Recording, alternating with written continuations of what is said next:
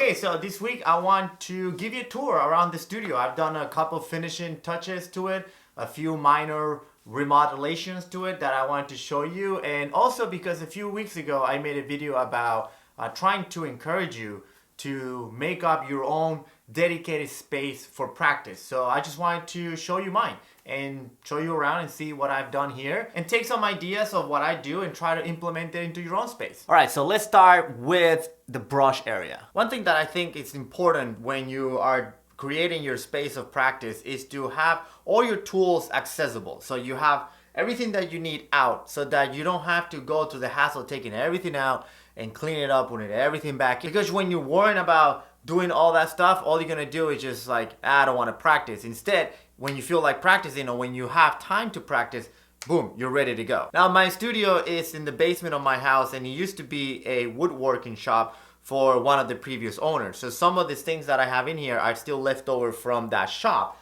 And one of those things is this pegboard right here that I have on this wall. I tried one time to take it out, but there's a big hole behind it and I don't feel like putting a whole wall in, so I just kept it. However, it's pretty handy because all I have to do is just hang up these little hooks in there and then just have my brushes always hanging, always ready to go. And also serves as a great drying spot for when I wash my brushes and hang them up. Next to where my brushes hang is my main work table. And on top of that work table is this dry erase board that I use to make some of the videos when I write on it and I explain what the kanjis are. This is what I'm using. Now my main writing table is a simple plastic folding table, and I have that because I haven't built a custom desk yet. In the future I will probably would like to build a custom desk that will extend all the way in this wall, and I have a lot more space to practice. Well, something that I do is like I cover the entire table with a piece of felt. Traditionally you put a piece of felt right under the paper that you're going to brush, but since I always have paper going all over the place and I have multiple things that I'm working on, I don't want to have little pieces of felt all over the table. Instead, I just cover the entire table with felt. Now, I tried as much as possible to keep this table clean and clear of clutter. It doesn't always happen, but I know when the table is clear, I brush a lot better. If you're planning on doing a lot of Shodo practice, make sure that you have a good recycling system in place. Right next to my main working table, I have my desk. And nothing fancy about this desk. This was just a very inexpensive IKEA desk.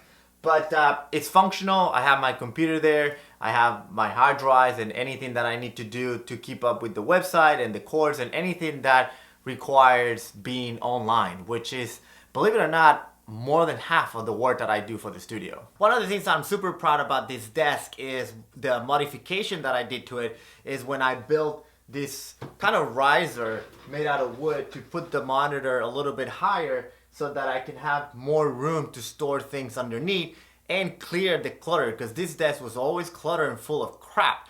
So I wanted to figure out a way to make more space, and I came up with this little shelf on top of the desk, which I'm super happy the way it came out. Without a doubt, one of my favorite things that I've done to the studio is this custom shelf that I built that goes all the way around the top of the studio for storage, because I always have stuff on the floor, but I like to do a lot of brushing on the floor. So I was like kicking things around the floor and then things were always in the way and it make the space look cluttered. So I wanted to make these shelves up because I don't like having bookshelves, and I'm really super happy the way these shelves come out. On this corner across from the desk, there's also these custom shelves that I built where I have my cameras and lenses and some of the other things that I need to produce these videos.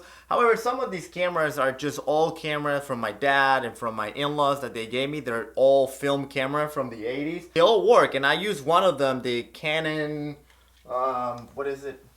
The Canon AE1. I use it sometimes, put a roll of film in there, shoot pictures of the kids.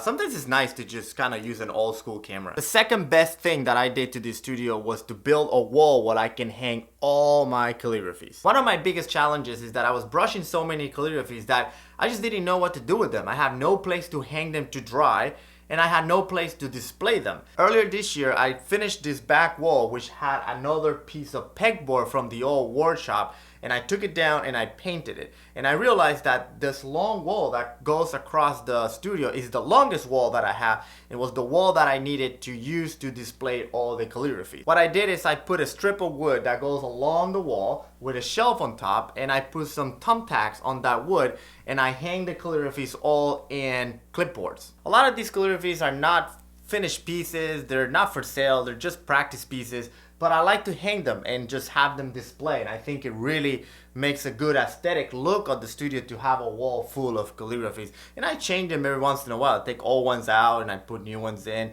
So it's a constant changing wall of calligraphies. This shelf right here is basically my supply shelf. This is where I have all the papers that I use, all the brushes that I use, ink, newspapers, chikishi boards, anything, scrolls, anything that I need to either work on a commission, use it to create calligraphies for sale on Etsy. I recently finished organizing this shelf because I was trying to clear all the stuff that I have on the floor. And now I think it looks really good. It's organized, I know where everything is, and everything is within reach. So when I need to brush a scroll, it's right here. This is a blank scroll. When I do a chikishi board, it's right here, and so on and so forth. So trying to work on the efficiency of the space. The main reason why I wanted to clear all the clutter from the floor here in the studio, because I do a lot of calligraphy on the floor, and I have this rug that I put felt on it, and I brush a lot of my big pieces like the scrolls and the large calligraphies. I brush them on the floor. In the past I had to roll the rug, store it, and then when I needed to use it, take it out and move everything around. It was a big hassle because it didn't motivate me to do more of those type of calligraphy. Every time I had to do something on the floor, I felt like, here we go, I had to take everything out, to pull the rug, all that stuff. So I wanted the rug to be in place at all times. So whenever I need to do something on the floor, I just put the felt down and brush. And that's it for the tour. It's not a big space. This room is only 16 feet by 14 feet. And I wish it was bigger, but that's all I have, and I try to make the best I can with it. There's a couple more things that I would like to do. Like I mentioned, I would like to make a custom desk for the workstation, for the place that I brush. But right now, the folding table is working just fine. Also, I'm doing a lot more stuff on wood, but I've kept that separately, and then that's outside of the studio because of all that sawdust and noise and everything. I can't have that in here. The other thing I wish I had is a chipping station, because when I chip a lot of calligraphies that I sell on Etsy or custom commissions, I don't have a way to do that very efficiently right now. So right now I'm using the woodworking station for chipping.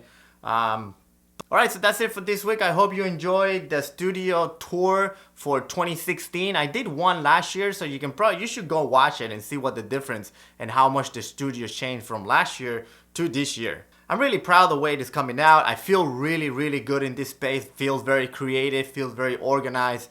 And I feel like I've been brushing a lot more and a lot better because the space has better energy. So part of the reason for me making this video is to show you my space so that it can inspire you to make your space, so that you can also have a space where you feel good and creative and motivated to do good calligraphy. Before I leave, I want to remind you that Intro to Japanese Calligraphy online course is open, and the link is down below. So if you're interested in learning Japanese calligraphy, learning all the fundamentals, all the basic techniques, head down there and check it out, and hopefully you can enroll, and I'll look forward to have you on board.